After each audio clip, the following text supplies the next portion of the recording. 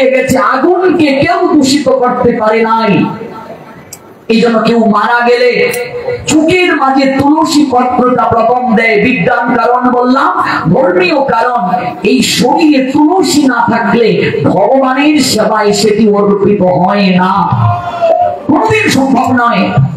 তুলসী মালাটা যেদিন আপনি কণ্ঠে গীত দিয়ে দেবেন, আপনি একটা কুণ্ডলীর ভেতরে প্রবেশ করে ফেললেন। কুণ্ডলী দিয়ে গিয়েছিলেন রাম লক্ষ্মণ সীতা দেবীকে। যদি কুণ্ডলী সীতা দেবী লক্ষ্মণ না করতেন, রাবণের ক্ষমতা কি ছিল সীতাকে হরণ করা? আপনি যেদিন কুণ্ডলীর ভেতরে প্রবেশ করে ফেলবেন, যমদূতের সামর্থ্য নাই আপনাকে নিয়ে যাওয়ার, এই কুণ্ডলীর ভেতরে প্রবেশ করে আপনাকে নিয়ে যাওয়ার সামর্থ্য নেই। এই জন্য যার কণ্ঠে তুলসীর মালা নেই, তার প্রণাম ভগবানের কাছে যায় না। আপনি কিসের হিন্দু? আপনার গলে মালা নেই। আপনি সনাতনী হিন্দু, আপনার পরিচয় কি? আপনার কণ্ঠে মালা। এটা শুধু ধর্মীয় কারণ নয়, বিজ্ঞানগত কারণ আছে। দর্শনের দিক থেকে তুলসীর, চিকিৎসা শাস্ত্রের দিক থেকে তুলসীর মহিমা অপরিহার্য। এই চোখের মাঝে তুলসীটা দেওয়া হলো। মরার পরে কানের দুলটা খুলে রেখে দেবে, দেবে কিনা? হাতের বালা খুলে রেখে দেবে, গলার নেকলেসটা খুলে রেখে দেবে, না সঙ্গে দিয়ে দেবে গো? সারা জীবন কষ্ট করে কান পাশা বানিয়েছো, এটাও খুলে রেখে দেবে।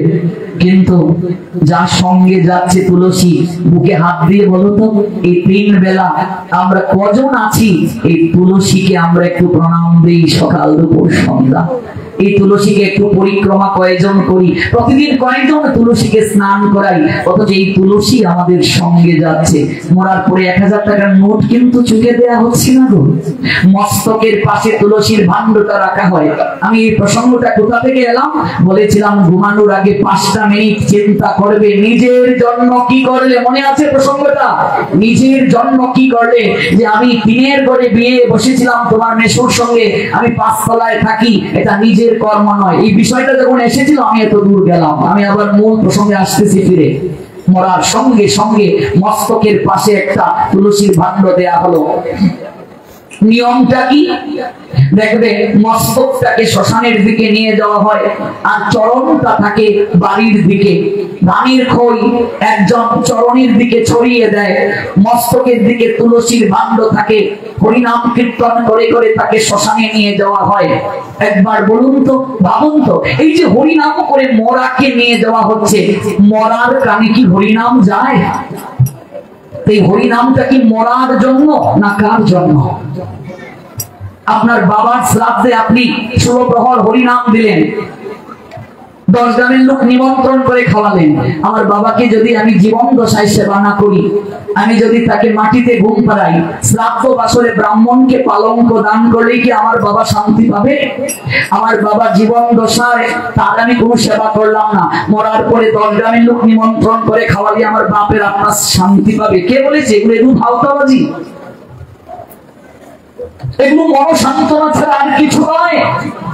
জীবিত অবস্থায় যে ব্যক্তি হরিনাম করলো না, মরার পরে হরিনাম শুনিয়ে শ্মশানে নিয়ে গেলেই কি মরার কানে কোনোদিন হরিনাম যায়? তাহলে এই হরিনাম কার জন্য? এই হরিনাম হলো যারা মৃত ব্যক্তিকে শ্মশানে নিয়ে যাচ্ছে সেই ব্যক্তিদেরকে বোঝানোর জন্য। হরিবল, আর কারোর জন্য নয়। ওই মৃত ব্যক্তি বুঝাচ্ছে, একটা মেসেজ দিয়ে যাচ্ছে আমাদেরকে, এই শ্মশান বন্ধুগণ একবার তাকিয়ে দেখো আমার দিকে। আমি সারা জীবন যে অর্থ সম্পদ সঞ্চয় করার জন্য একবারও হরিনাম করার সময় পাই নাই, একটু সাধু সঙ্গে গিয়ে বসার সময় পাই নাই, একটু ভগবানের গুণ কীর্তন করার সময় পাই নাই। আজকে তাকিয়ে দেখো আমার দিকে, আমি চরণের দিকে সব রেখে যাচ্ছি। ওই যে ধানের খড়িগুলো ছিটিয়ে দিচ্ছে, এগুলো অর্থ সম্পদের প্রতীক। তাকিয়ে দেখো আমি সব কিছু আমি রেখে যাচ্ছি, সব উড়িয়ে যাচ্ছি, আমি নিয়ে যেতে পারছি না। বন্ধুগণ, আমার সঙ্গে কি যাচ্ছে আমি তো বুঝি নাই। তাই তোমরা আমায় থেকে শিক্ষা নাও, তোমরা সময় থাকতে একবার বদনে হরি বলো।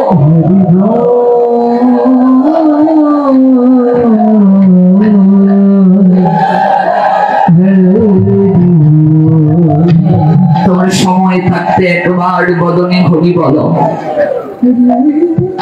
একটা মৃতদেহকে শ্মশানে নিয়ে যাচ্ছে, একটা ছোট্ট ছেলে এই দৃশ্য দেখে বাবাকে বলছে, বাবা ওরা সবাই কি করছে? বাবা বলছেন ওরা সবাই হরিনাম করছে। ছোট্ট ছেলে বাবাকে অবাক বিস্ময়ে প্রশ্ন করলো, বাবা সবাই যদি হরিনাম করে, যে লোকটা শুয়ে আছে সে কেন হরিনাম করছে না? বাবা ছেলেটাকে জড়িয়ে ধরে বললেন, ও কি করে হরিনাম করবে পুত্র, ও তো মরে গেছে, মরে গেলে কেউ হরিনাম করতে পারি না। ছোট্ট ছেলে আবার বাবার চোখের দিকে তাকিয়ে বলল, বাবা মরে গেলে যদি কেউ হরিনাম করতে না পারে, আমি তো তোমাকে একটা দিনও হরিনাম করতে দেখি নাই, তুমিও কি মরে গেছো বাবা? বুকে হাত দিয়ে বলুন, এখানে আমরা কতজন জীবিত থেকে মরার দলে? কতজন এখানে জীবিত থেকে মরার দলে? মরার পরে আপনাকে হরিনাম শুনিয়ে নিয়ে গেলে আপনার কি লাভ হবে? আপনার শ্রাদ্ধে নাম কীর্তন দিলে আপনার কি কল্যাণ? এগুলো মনোসান্ত্বনা। এই জন্য নিজের উদ্ধারের চিন্তা নিজেকেই করে যেতে হয়। এই যে তত্ত্ব, এই তত্ত্ব না জানলে হবে না, সম্ভব নয়। এই তত্ত্বটা খুবই জানা প্রয়োজন, এই তত্ত্বটা অনুভব করা প্রয়োজন। একটা দেহম পুনর্জন্ম নয়তি মামেতি সর্জন্য। তুমি তত্ত্ব জানো, এই জন্য জপমালা নিতে হয়, হরিনাম করো। এটা আত্মার আহার, এটা শেষের সম্বল।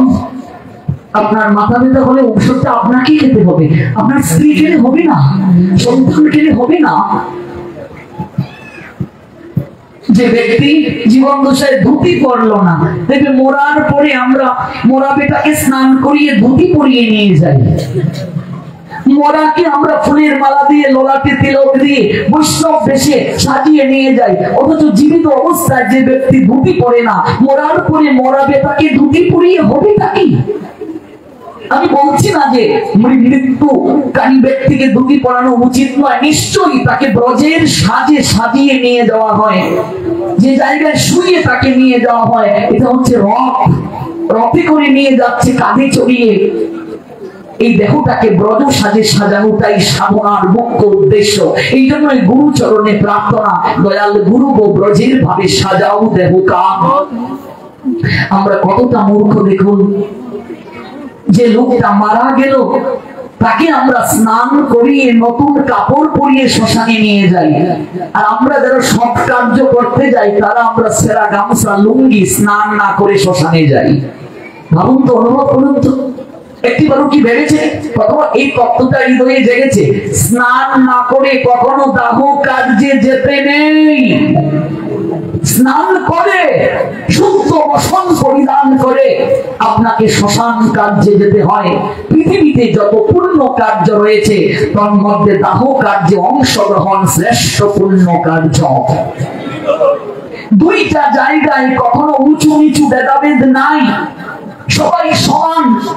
এক হলো মন্দির, ভাগবতের আসর, এখানে উঁচু নিচু ভেদাভেদ নাই, এখানে সবাই সমান। এখানে সবাই ভগবানের সেবক, ভগবানের সেবিকা, এখানে আলাদা পরিচয় নাই। আর একটা জায়গা শ্মশান, এখানে সবাই সমান। সকল অহংকার একটা জায়গায় এসে আগুনে পুড়ে ছাই হয়ে যায়। এই জন্য বলা হয় মাঝে মাঝে শ্মশানে যাও, শ্মশান পরিক্রমা করো। তোমার থেকে অনেক বড় রূপবান রূপবতী ওই জায়গায় ছাই হয়ে আছে, তোমার থেকে অনেক অর্থ সম্পদের মালিক ওই জায়গায় মিশে গেছে। বারোদিতে লোকনাথ ব্রহ্মচারীকে বারোদির জমিদার প্রণাম দিয়ে বলেছিলেন, বাবা তোমার জন্য আমি একটা কিছু করতে চাই, তোমার অলৌকিক ক্ষমতা আমাকে অভিভূত করেছে। ও বাবা, তোমাকে একটা মন্দির বানিয়ে দেই। বাবা বলেছিলেন, আমি যা যাবো আজকে এই জায়গায়, কাল ওই জায়গায়, আমি মন্দির দিয়ে কি করবো রে? না বাবা, একটা কিছু না দিলে আমি শান্তি পাবো না। বাবা বললেন, যদি কিছু দিতে চাস ওই জায়গাটা আমায় দিয়ে দে। দেখবে বারোদির মন্দিরের পিছনটা শ্মশান, ওই বেলগাছের ওই তলায় আমি বসে সাধনা করবো, আমায় দিয়ে দে। বাবা এটা তো শ্মশান, এটা নিয়ে তুমি কি করবে?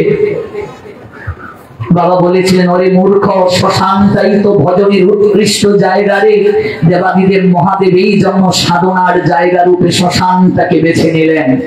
এই যে 21শে মে বুধবার সকাল 8:30 দুর্গাবাড়িতে মহাদেবের পূজার আয়োজন করা হয়েছে। আপনারা যারা অনুদান দেবেন, অংশগ্রহণ করবেন, তাদের উদ্দেশ্যে বলছি, শ্মশানটাই ভজনের উৎকৃষ্ট জায়গা। সব জায়গায় উঁচু নিচু ভেদাভেদ আছে, শ্মশানে উঁচু নিচু ভেদাভেদ নাই। শ্মশানে গেলে মানুষের মাঝে বৈরাগ্য জাগ্রত হয়, শ্মশানে গেলে মানুষ তার স্বরূপকে জানতে পারে, মানুষের স্বরূপ উন্মোচন হয়ে যায় শ্মশানে গেলে। যেমন ধার্মিক মুসলমানরা কবর জিয়ারত করে, আমাদেরও শ্মশান পরিক্রমার কথা বলা হয়েছে। মাঝে মাঝে শ্মশানে যাও, শ্মশানে গিয়ে বসো, দেখবে মুহূর্তের মাঝে মনটা স্থির হয়ে যাবে, মুহূর্তের মাঝে মনের মাঝে বৈরাগ্য এসে যাবে। মহাদেব এই জন্য শ্মশানে বসে ভস্য মাখেন সারা শরীরে। মহাদেবের সারা শরীরে ভস্য কেন? কারণ এই দেহের মূল গতিটা হচ্ছে ভস্য, এই দেহের পরিণতি ভস্য। পঞ্চভূত দ্বারা দেহ তৈরি, পঞ্চভূতের মাঝে দেহটা আবার মিশে যায়। গবেষণায় দেখা গিয়েছে আমাদের সনাতন শাস্ত্রে 3 প্রক্রিয়ায় দেহ সৎকারের ব্যবস্থা আছে। অগ্নিতে আহুতি দেওয়া, জলে বিসর্জন দেওয়া, বিসর্জন শব্দের অর্থ বিশেষভাবে অর্জন, আর হচ্ছে মাটিতে সমাধি দেওয়া। তার মধ্যে বিজ্ঞান গবেষণা করে দেখেছে অগ্নিতে দেহ সৎকার করাই হচ্ছে সর্বশ্রেষ্ঠ বিজ্ঞানগত প্রক্রিয়া। এই করোনার সময়ে স্বাস্থ্য সমীক্ষা বলছে আগুনে দেহ পুড়িয়ে দেওয়াই সর্বশ্রেষ্ঠ স্বাস্থ্যসম্মত। হাজার হাজার বছর আগে আমাদের ঋষিগণ এই তত্ত্ব আমাদের দিয়েছেন। ভালো করে বুঝুন তত্ত্বটা। এই যে আমরা অগ্নিতে দেহটাকে দেই, এই দেহ মানে দেহ কলা। এই যে আপনি যজ্ঞ করে কলা দিয়েছেন প্রত্যেকদিন পূজায়, এই কলা মানে আপনার দেহ কলা। যে দেহ ভগবান আপনাকে দিয়েছেন উপহার, ওই অগ্নিতে ওই দেহটা আপনি আবার আহুতি দিয়ে ভগবানকে অর্পণ করছেন। এটাকে বলে অন্ত্যেষ্টি ক্রিয়া। অন্ত মানে শেষ, ইষ্টি মানে যজ্ঞ, এটা শেষ যজ্ঞ। সনাতনীদের সকল কার্য যজ্ঞের মাধ্যমে হয়। এই জন্য ওই দেহটাকে যখন আপনি চিতায় তুলবেন, তখন হরিধ্বনি প্রেমধ্বনি দিয়ে দেহটা তুলতে হয়। দেখেছেন তো, আম্রপত্রে ঘৃত স্পর্শ করে সত্য প্রদক্ষিণ দিয়ে মুখের মাঝে প্রথম আগুনটা দেয়া হয়। দেখি এত জায়গা থাকতে মুখে আগুন কেন গো?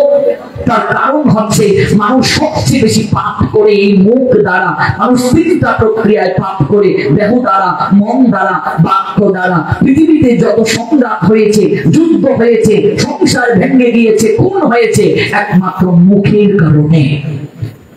জগতে সবচেয়ে বড় অস্ত্র হচ্ছে জিহ্বা। অস্ত্রের ঘা শুকিয়ে যায়, এই জিহ্বা অস্ত্র যদি কাউকে ঘা দেয়, কটু কথা বলে, মরে গেলেও মানুষ এই কথা ভুলে না যে মরে গেছে। রামানন্দের মা কিন্তু আমার এই কথাটা বলেছিল। এই জিহ্বার মতো বড় অস্ত্র আর কিছু নাই। এই মুখ শত্রুকে মিত্র করতে পারে, মিত্রকে শত্রুতে পরিণত করতে পারে। এই নামকে খাইছরে মন ক্ষীর দুগ্ধ লনি, এই নামকে জাইলা দেবে জ্বলন্ত অগ্নি।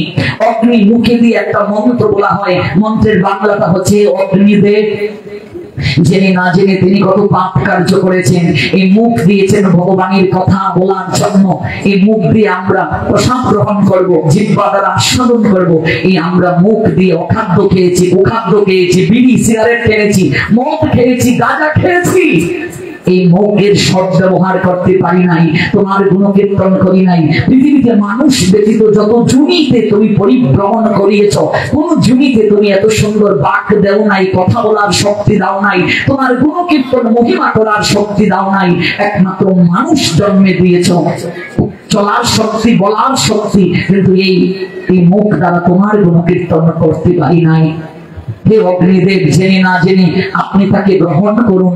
ওই অগ্নিতে আহুতি দেয়া হলো, আপনি তাকে দিব্য লোকে পাঠিয়ে দিন। ওই অগ্নিতে ঘৃত দ্বারা আহুতি যখন দেয়া হয় দিব্য লোকের দিকে, তখন চলে যায়। আগুনে যা দেওয়া হবে ভগবান গ্রহণ করেন। এটাকে বলে যজ্ঞ। শুধু যজ্ঞই নয়, এটা মহাযজ্ঞ।